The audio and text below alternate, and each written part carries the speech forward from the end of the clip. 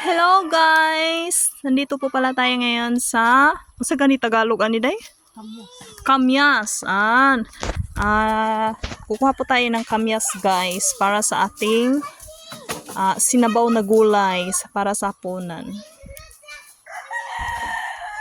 Guys, ganito po siya, maliit lang.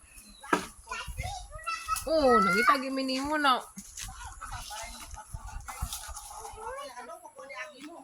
Ay. Pero guys, maliit siya guys. Hindi po katulad ng iba na ano. Init kay ba? Init sa balay dito na lang ni. Hindi siya katulad ng iba guys na malalaki. Ito maliit lang siya.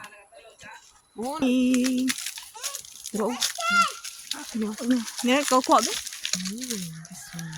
Kanina tama na ni. Sama. Kini kay sa utan ng uban.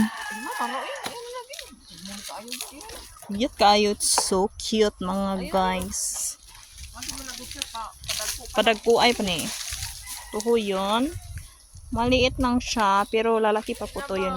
Lalaki pa po to guys. Ayan. Yan po yung puno.